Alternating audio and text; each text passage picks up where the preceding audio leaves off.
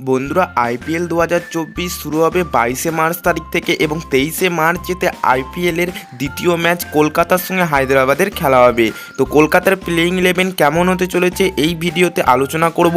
তো তোমরা যদি কেকেআরের ফ্যান হয়ে থাকো অবশ্যই ভিডিওটিতে একটি লাইক ও চ্যানেলটিকে সাবস্ক্রাইব করবে এবং কমেন্টে তোমাদের এর পরবর্তীতে কোন টিমের ভিডিও চাই সেটাও কমেন্টে জানাবে। তো প্রথমে আসি ওপেনিংয়ের কথায়। তো দেখো ওপেনিংয়েতে ভেস্কোটেস আয়ার খেলবে, এটা কনফার্ম, এবং 2 নম্বরেতে গুরবাজ ও ফিল সল্টের মধ্যে যে কোনো একজনকে কলকাতা খেলাবে। হ্যাঁ বস, ভেস্কোটেস আয়ার একজন তো খেলবেই, সেটা কনফার্ম, আর অন্যদিকে গুরবাজ না ফিল সল্ট সেটা ঠিক করবে ম্যানেজমেন্ট। তবে দুজনই মধ্যে যে কোনো একজন খেলবে এবং দুজনের মধ্যে দুজনই কিন্তু কিপিং করতে পারে। তো এদের দুজনকার মধ্যে যে কোনো একজনকে বেছে নেবে। তো ওপেনিংয়ে হতে চলেছে ভেস্কোটেস আয়ার, গুরবাজ বা ফিল সল্টের মধ্যে যে কোনো একজন।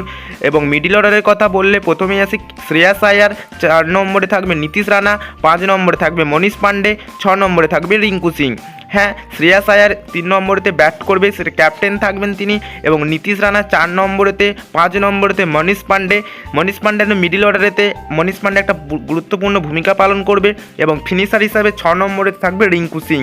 আমরা জানি রিঙ্কু সিং পরবর্তীতে আগেতে ইন্টারন্যাশনাল ক্রিকেটেতে কেমন প্রভাব ফেলেছে এবং পরবর্তীতে সেটা ম্যাচেতে কলকাতা অবশ্যই তাকে দলে রাখবে। এবং অলরাউন্ডের কথা বললে অলরাউন্ডারের 7 নম্বরে ব্যাট করতে আসবে আন্দ্রে রাসেল এবং 8 নম্বরে থাকবে সুনীল নারিন। হ্যাঁ বস, আন্দ্রে রাসেল তিনি 7 নম্বরেতে ব্যাট করবেন এবং তিনি রান বাড়ানোর জন্য তিনি শেষের দিকে নেমে একটা ফিনিশারের কাজ করবেন, এবং সুনীল নারিন থাকবেন 8 নম্বরে। সুনীল নারিন মোটামুটি ভালোই ব্যাট করতে পারেন, আগেতে তাকে আমরা ওপেনিংয়েতেও দেখতে পেয়েছি। তো এবারেতে তিনি 8 নম্বরেতে দেখা যেতে পারে। এবং 9 নম্বরে বোলিংয়ের কথা বললে প্রথমে 9 নম্বরে থাকবে মিচেল স্টার্ক, 10 নম্বরে হর্ষিত রানা এবং 11 নম্বরে বরুণ চক্রবর্তী। হ্যাঁ বস, 9 নম্বরেতে মিচেল স্টার্ক, আমরা জানি মিচেল স্টার্কের কলকাতা নাইট রাইডার্স কত কোটি টাকায় কিনেছে এবং তাকে অবশ্যই তারা প্লেইং 11-এ খেলাতে চাইবে। এবং 10 নম্বরে হর্ষিত রানা পেস বোলিং হিসাবে আমরা দেখতে পাবো তাকে, আগের আমরা বছরেও তাকে দেখতে পেয়েছি। 11 নম্বরেতে বরুণ চক্রবর্তী। স্পিন বোলিংয়ে অ্যাটাকের কথা বললে সুনীল নারিন অবশ্যই আছে এবং তার সঙ্গে থাকবে বরুণ চক্রবর্তীকে কলকাতা অবশ্যই প্লেইং 11-এতে রাখবে। তো এই ছিল প্লেইং 11, এবং প্লেইং 11-এতে 12 নম্বরে অর্থাৎ ইম্প্যাক্ট প্লেয়ারের কথা বললে থাকবে সুয়েশ শর্মাকে আমরা ইম্প্যাক্ট প্লেয়ার হিসেবে দেখতে পাবো। অর্থাৎ যদি কলকাতা প্রথমে ব্যাটিং করে তাহলে আমরা এই প্রথমে যে প্লেইং 11 বললাম সেই প্লেইং 11-এ নামবে এবং বল করার সময় সুয়েশ শর্মাকে ইম্প্যাক্ট প্লেয়ার হিসেবে নেবে, তখন যে কোনো একজন ব্যাটসম্যানকে উঠে যেতে হবে।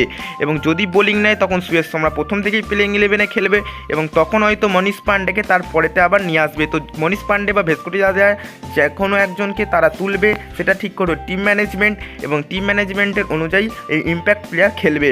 তো প্লেইং 11টা আরেকবার বললে দিলে প্রথমেই থাকবে ভেস্কোটেস আয়ার, 2 নম্বরে থাকবে গুরবাজ বা ফিল সল্টের মধ্যে যে কোনো একজন, 3 নম্বরে থাকবে শ্রেয়াস আয়ার, 4 নম্বরে থাকবে নীতিশ রানা, 5 নম্বরে মনীষ পান্ডে, 6 নম্বরে রিঙ্কু সিং, 7 নম্বরে আন্দ্রে রাসেল, 8 নম্বরে সুনীল নারিন, 9 নম্বরে মিচেল স্টার্ক, 10 নম্বরে হর্ষিত রানা এবং 11 নম্বরে বরুণ চক্রবর্তী। এবং ইম্প্যাক্ট প্লেয়ার হিসেবে আমরা দেখতে পাবো সুয়েশ শর্মাকে। তো এই ছিল আজকের এই ভিডিও। তোমাদের মতে কলকাতা কেমন প্লেইং 11 নিয়ে নামবে সেটা কমেন্টে অবশ্যই জানাবে, এবং ভিডিওটি ভালো লাগলে অবশ্যই একটি লাইক ও চ্যানেলটিকে সাবস্ক্রাইব করে দেবে। দেখা হচ্ছে পরবর্তী ভিডিওতে নতুন কোনো টপিক নিয়ে।